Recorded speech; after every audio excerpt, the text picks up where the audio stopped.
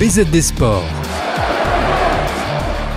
Vivez au rythme de la Coupe du Monde FIFA 2018 avec Tibé Kipré et Diabito. Bonjour, bienvenue sur BZD Sport.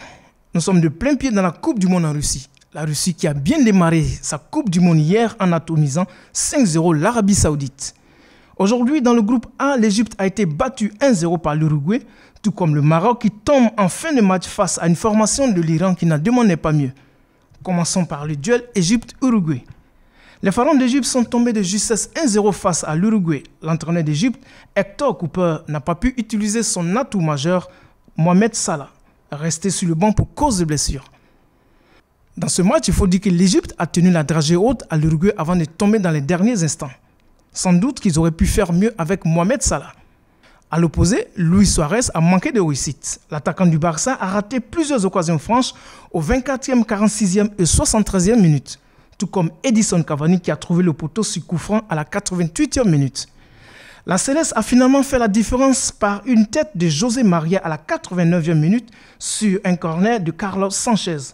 On peut le dire, l'expérience a fait la différence.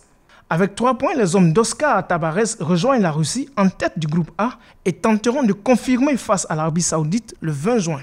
De leur côté, les pharaons d'Égypte seront dos au mur au moment de défier le pays organisateur le 19 juin. Avec cette défaite, le Maroc se complique davantage la tâche dans un groupe B où ses prochains adversaires s'appellent Portugal et Espagne.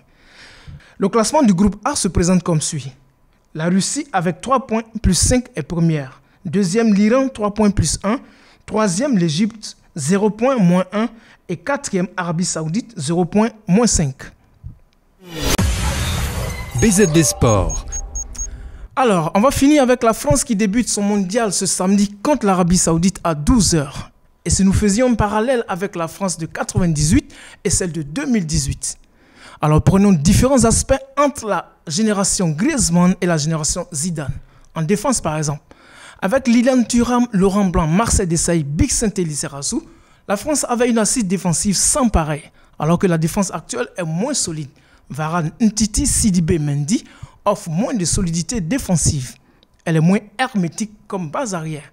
Parlant d'expérience, l'équipe de France actuelle est jeune. Elle a une moyenne d'âge de 26 ans, avec de bons joueurs comme Griezmann, Mbappé, N'Golo Kanté, Paul Pogba, mais celle de 98 était dotée d'une grosse expérience avec les Zidane, Desailly, Laurent Blanc, Fabien Barthez, Didier Deschamps et bien d'autres. Parlant de leadership, à l'époque, Zidane était le maître à jouer de la Juve, Desailly, le patron de la défense de Milan. Blanc, Barthez, des piliers à Marseille. Aujourd'hui, seul Griezmann fait partie des meilleurs joueurs de l'Atlético Madrid, sans compter qu'il manque à cette équipe des déménageurs. Au niveau du caractère et de l'état d'esprit, il y a aussi comme un manque. Pour le collectif, le bloc équipe de la France actuelle ne fait pas rêver du tout. Par contre, celle de 98 était capable de mouvements collectifs d'envergure. Conclusion, dans un groupe C relativement à sa portée avec l'Australie, le Pérou et le Danemark, la France devait pouvoir bien démarrer ce samedi face à l'Australie. Sans être hyper favorite, cette France peut surprendre et aller loin dans cette Coupe du Monde. Finissons par cette note gaie en disant « Allez les Bleus, au revoir et à demain ». BZD Sport.